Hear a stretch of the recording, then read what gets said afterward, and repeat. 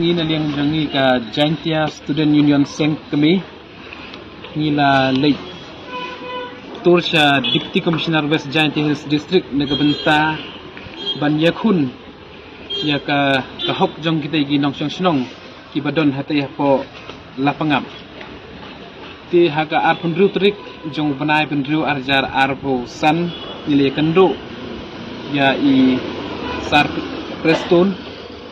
bat ya ka home department abai day bat ka jing request jangi government ban deploy ya special force hatay hapo lapangap nakabenta ka safety jong kita ginong snong haga jo ka sngi ngilai kendo ro ya I Director General of Police Government of Meghalaya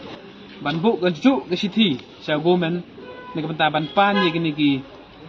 force ki balong special nakabenta ban safe ya kita gi nong snong ki badan hapok snong lapangap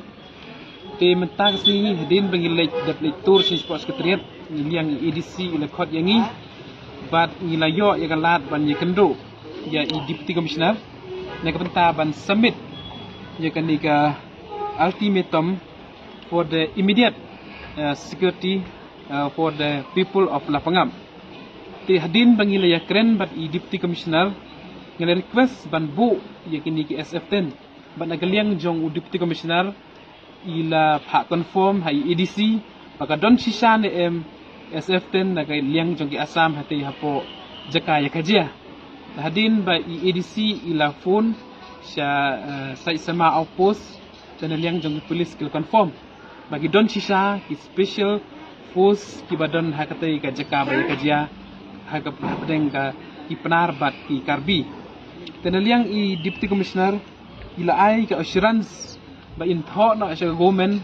nagbenta ban bu no ya gini special force hakatai ka snong baraga jo ko por ila kularro yangi ban escort ban pahara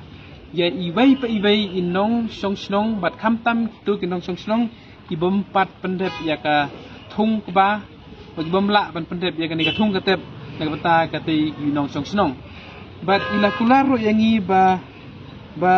ila kerpat ro yangi bangin long kita ki stakeholder kita ginong snong ibastan na bata ka Jaintia bandon haga peace committee bata ban wanra jingsuk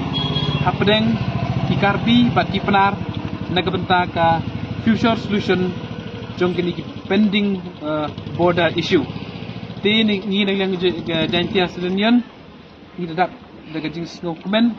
banagaliang jong EDC ila ai kata ka insurance